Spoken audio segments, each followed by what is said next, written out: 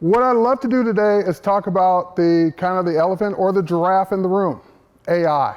It's one of the things that's on the top of just about everyone's mind, whether you're a photographer, graphic designer, creative of any type, even if you're writing stories, doing movies, whatever, AI is everywhere. And that's kind of what we need to talk about and address today.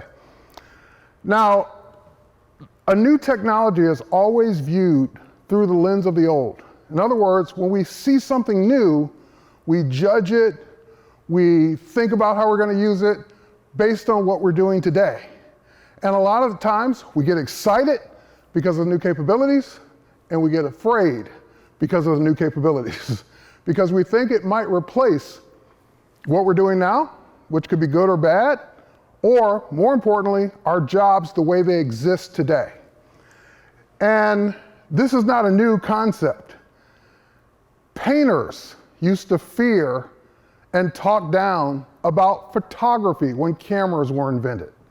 It was one of those things where, oh my God, that's the end of it. We're not going to ever see a painting ever again, because why paint when you could just take a picture? And of course, that didn't happen. Painting's never been more important than it is today. We see art, we represent, or we appreciate art every time we see it. We go to museums to still see hand-painted work. And that won't change, just like photography won't go away all of a sudden because of AI. So, AI is also not something that's new to Adobe. It's even not something new to you. If you've been using Adobe's products over the last decade, you've been using AI, and in most cases, you've been enjoying it. As a matter of fact, this is just a sampling of the AI that's already in Photoshop and Lightroom. And most of these things, when you read them and look at them, it's like, oh yeah, I never thought about that. I use that every day, and that's AI-based or machine learning-based.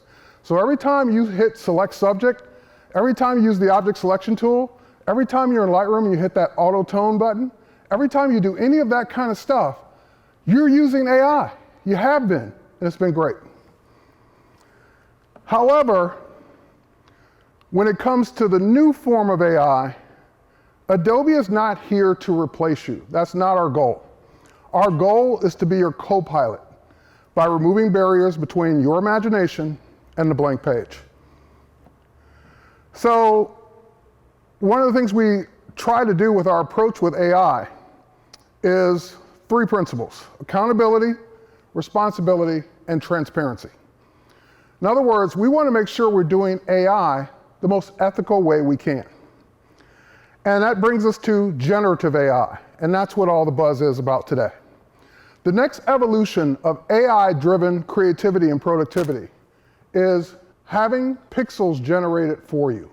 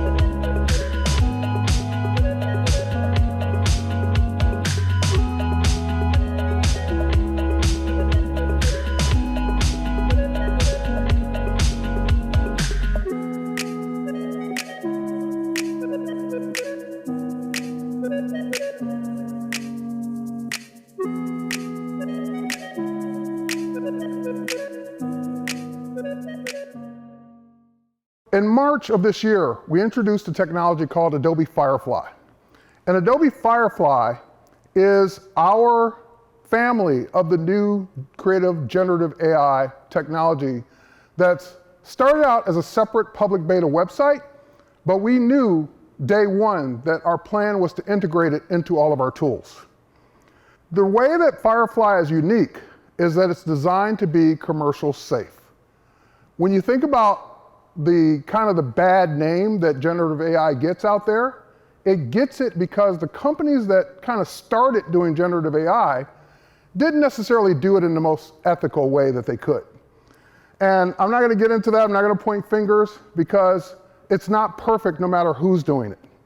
But the point that we tried to do is train on the hundreds of millions of Adobe stock images that we have the license to train on, openly licensed content and public domain content where the copyright has expired. This way, we can assure you that once we come out of beta, if you generate something, you're legally able to use it.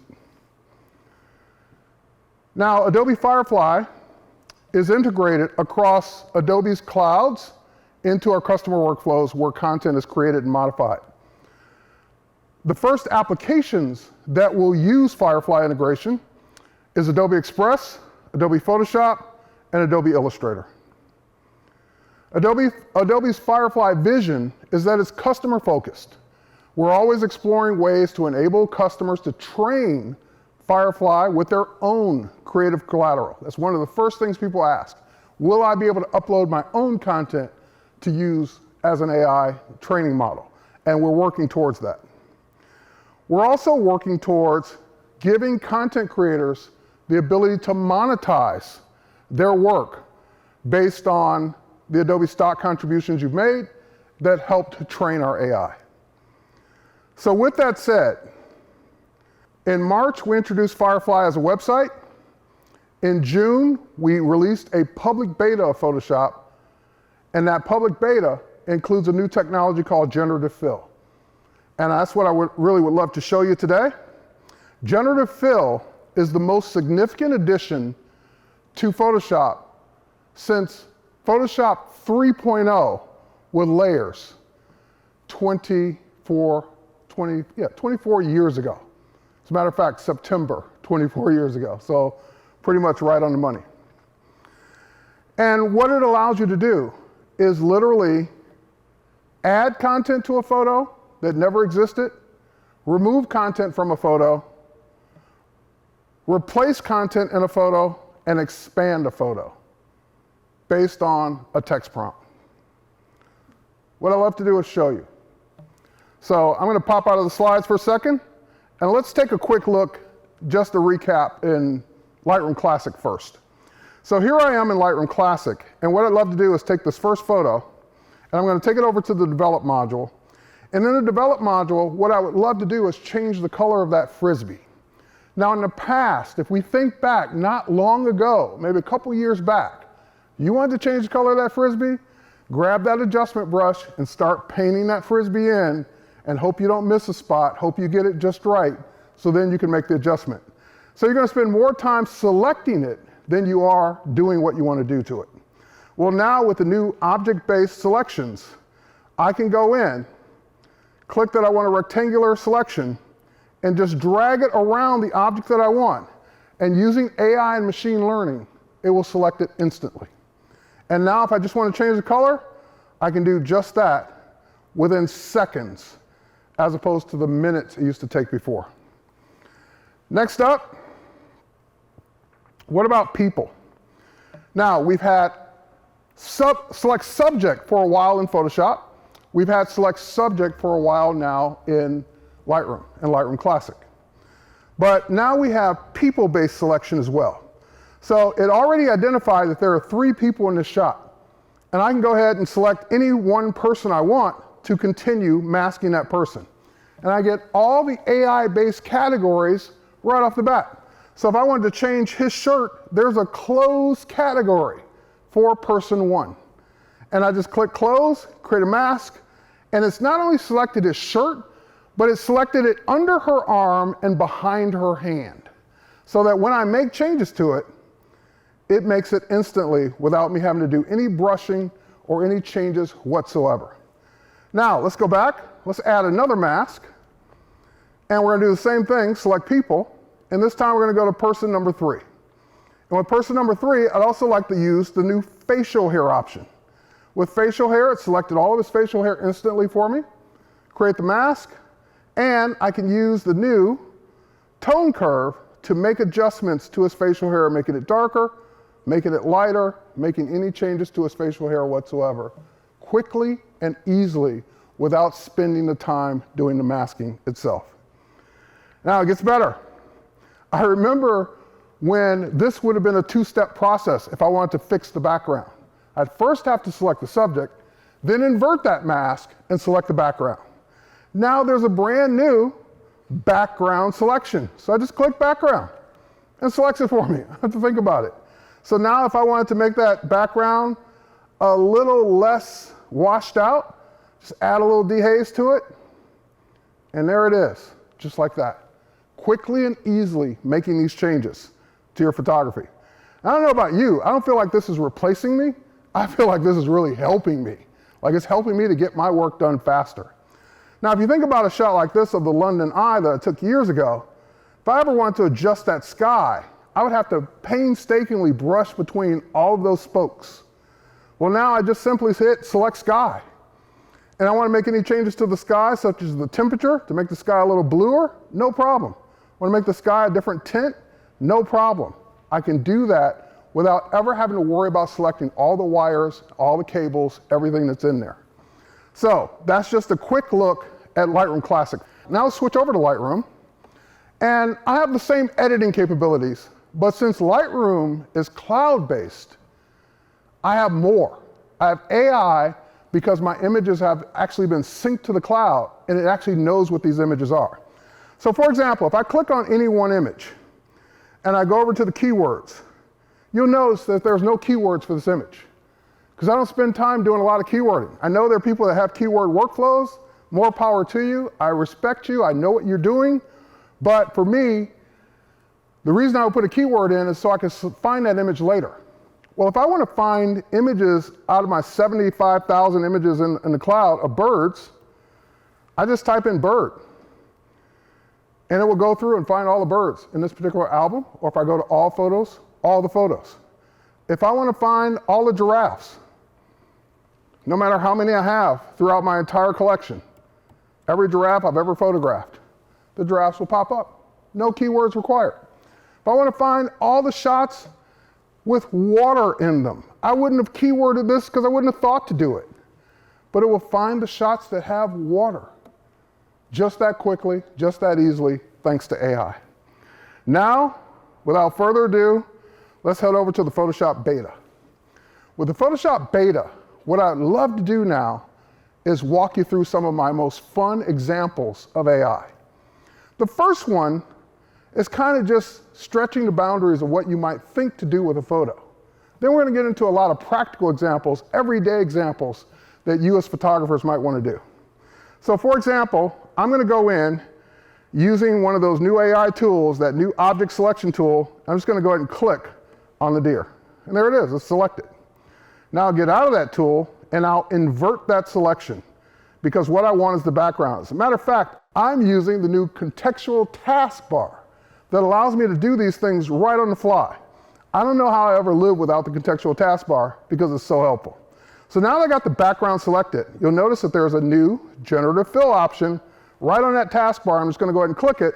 And this time I am going to type rainy alley at night.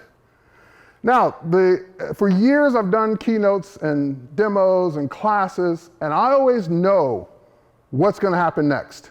When it comes to generative AI, I'm just as surprised as you are. I have no idea what this is going to look like because every time it's different. Every time it's generating new pixels. So let's see what we get. It's like a roll of the dice. Well, there we are. We have a rainy alley. There's another one. There's another one. And there's another one. Now, if I didn't like any of these, all I have to do is just roll the dice again, hit generate again.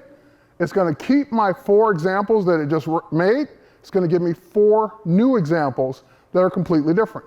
So you can keep doing this as much as you want over and over again until you get a result that you like. And if you don't get a result that you like, or is not exactly how you like it, you can always go in and change the prompt or change the selection.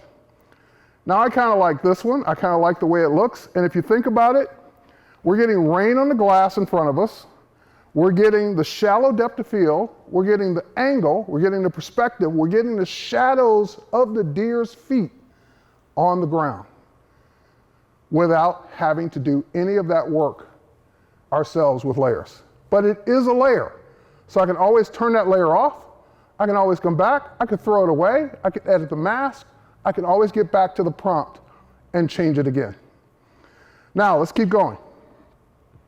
In this case, I just want to simply add some details to this portrait shoot, to this fashion shoot. And usually fashion involves makeup, jewelry, clothes, so forth and so on. So we're not really seeing a lot of that in this shot. Let's fix that. So I'm going to go ahead and make a selection around her ear and down a bit.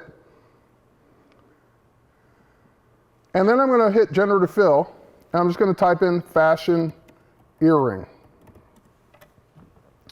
And just like that, generative fill will take my selection and generate new pixels based on that on a non-destructive layer. And there we are. There's one fashion earring. There's another one. There's another one. And there's another one. And I like them all. But even with the earring, it's creating the shadow on her neck from that earring, from the lighting, from the perspective. And I can even go further. I can just make another selection here. And let's go ahead and generative fill, fashion necklace.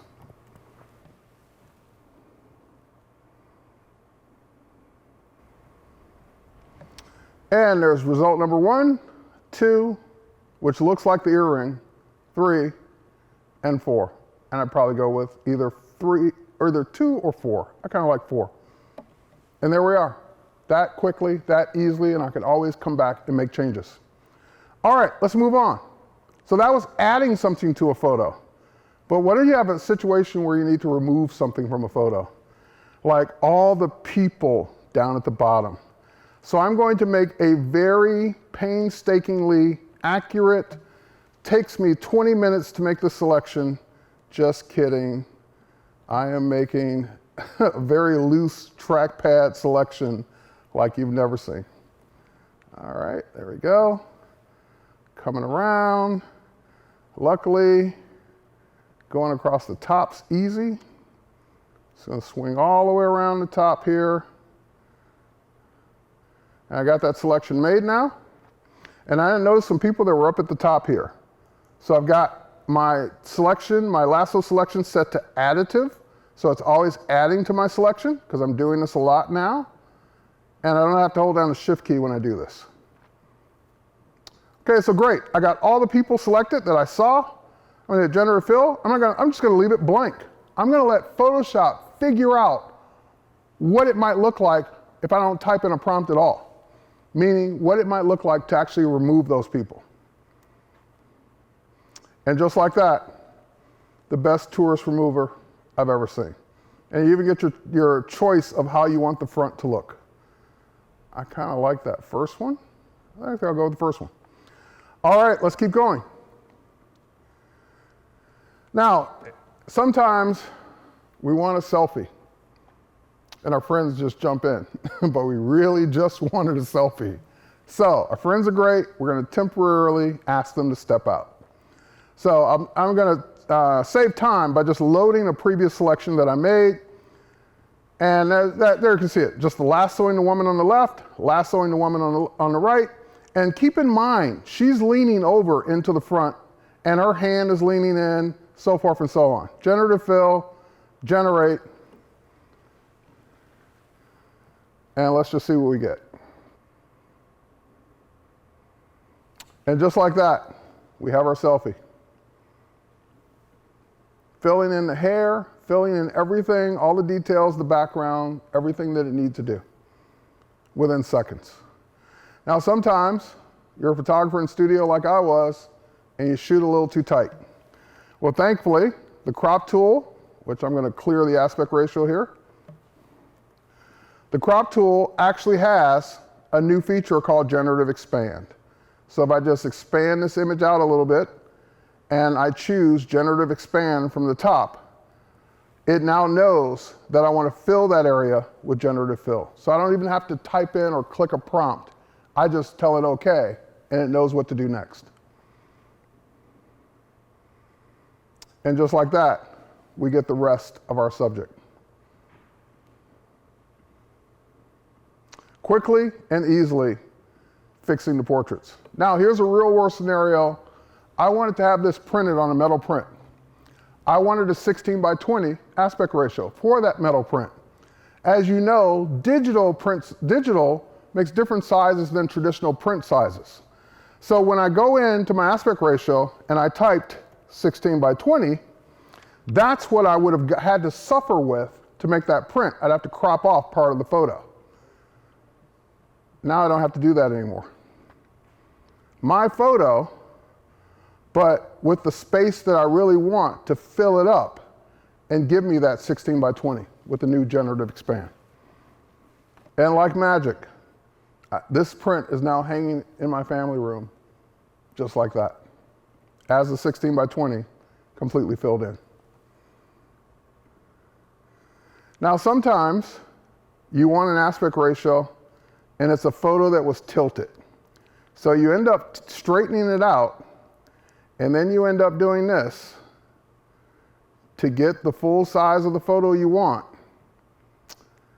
And you got a problem, because who wants it with all that white space? No problem. Once again, generative expand, and we just keep going. All right, not sure why that first one or second one went crazy there, but here we go. We got one that looks good, and another one looks great. So take your pick, and again, if it didn't come out right, if there was one you didn't like, just keep hitting generate. All right, photo restoration is also a fair game candidate for this. So I have the photo on the right that could benefit from a little bit of fixing with scratches. Now, in all fairness, you could just brush that out with the new remove tool, and you can get that just about done in a matter of minutes.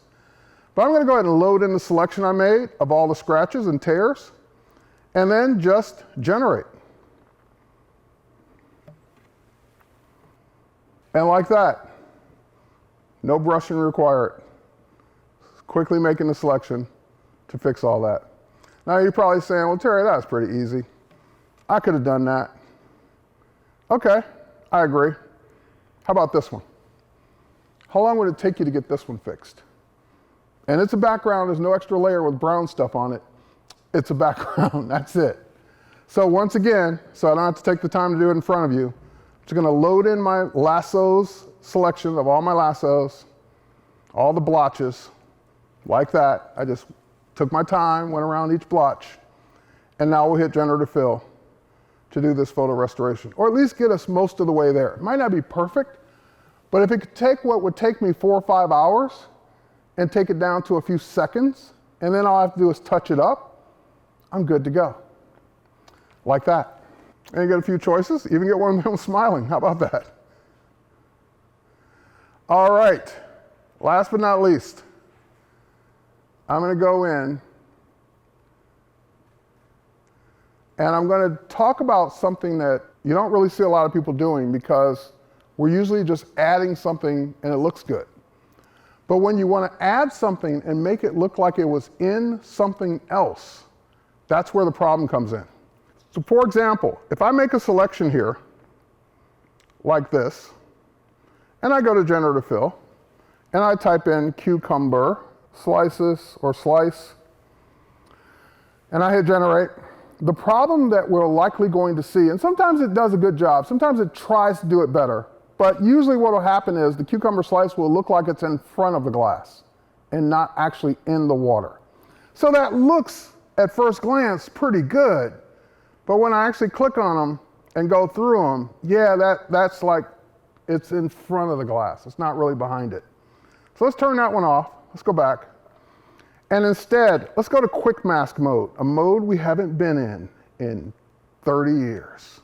We're gonna go ahead and grab our brush, and I've got my brush intensity set to, I got my color really set to about 40%. Now anything under 50%, you won't actually see it once you go back to the normal mode. But you're taking your time, you're brushing this area, and you're kind of creating the same selection with Quick Mask that you would have made before with the rectangle tool. But it's at a 40% intensity instead of 100%. So now when I get out of Quick Mask mode and I invert that selection, so it actually selects the part of the glass that I want, and then I hit Generative Fill and do the same cucumber slice and generate.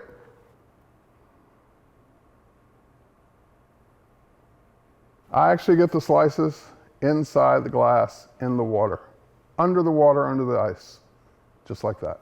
All right, let's pop over to the slides one more time, and we're gonna switch gears and talk about something that all of us need to do, and that is create content with our brand.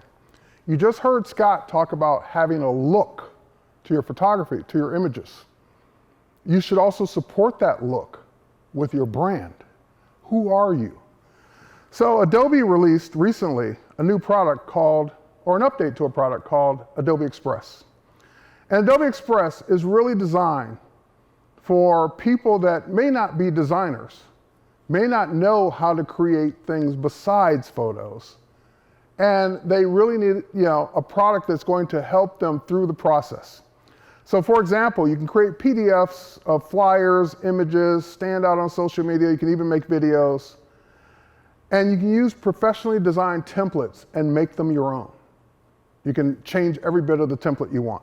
And it's included in your Creative Cloud plan, that's the best part.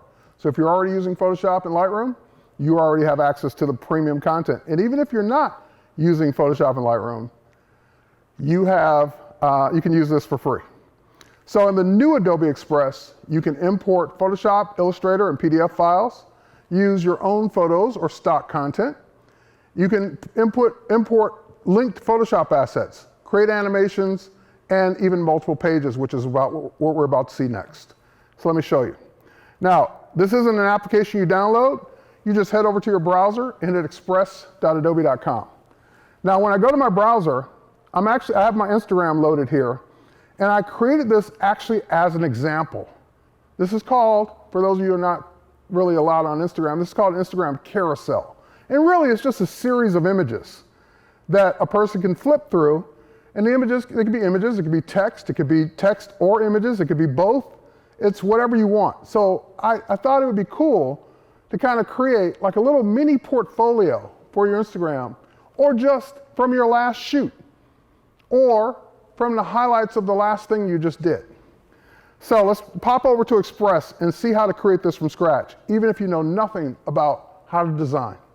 So first and foremost, I click the plus sign, and I type in Instagram, and the minute I start typing in Instagram, there's Instagram Carousel. Great. So it creates the page size that I need. I don't have to be a social media expert to know what size it is. Next, I need a template because I don't like that blank page, that scares me.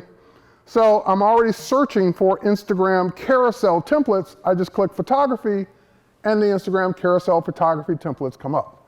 I really like this one. It says Alex Lee. So I click on it, and it populates that space with this template. Now, of course, my name's not Alex Lee. So what do? I just immediately start going in and making changes. Just like that. And, of course, that's not my photo. So when I click on the photo, that photo has been locked to the background to fill the background. I'm just going to temporarily detach it from the background, replace it with my photo, which I can upload. And once I find the photo I want, it replaces it, I select it, and then I set the page background again as I want. Now, if it wasn't cropped just right, you can still double click, move it up and down in the cropped area to get the spacing from head to toe the way you want it. And then you just go to the next page and rinse and repeat. That's not my photo, not my text, none of that's mine. So again, I click the photo, detach it from the background, replace it with one of my photos, and we'll use this one of Krista. There we go. Now I notice this one's a little cropped. Let's go ahead and uncrop it, because I know how my photo looks. There's the rest of my photo. No problem, set as page background, there it is, and again, I can double click and move it over and get it just right. Now I would just go in and change the year. This was what are we in, 2020? This was 2023, I think this was this year. And if I wanted to put in a text description, I could. If I don't want to put in a text description, I can delete it. And I talked about branding. Let's go back to page 1. You can also set up your own brand in Express. So if I go to my stuff and I click brands and libraries, here are all my Creative Cloud libraries and my brand, including my logo. So I just click to add my logo. There's my logo. Drop it down in size. I can either lower the opacity and put it anywhere I want. And then once I'm done duplicating and populating up to the 10 pages of a carousel on Instagram, I would just simply hit download. Download all the pages as JPEGs or PNGs, and then go to Instagram and upload them as one post, and it will automatically create the carousel experience, just like that. Free for everyone, premium content for Creative Cloud members. Well, thanks everyone, but I would be remiss if I didn't talk about the recent passing of our co-founder, John Warnock. John Warnock was a visionary, leader, and trailblazer for everything that we're using today.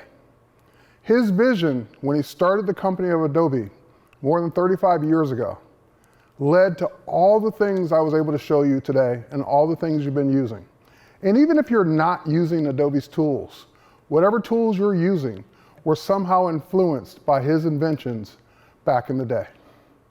So take a moment with me of silence to recognize the great contributions of Adobe co-founder and my friend, John Warnock.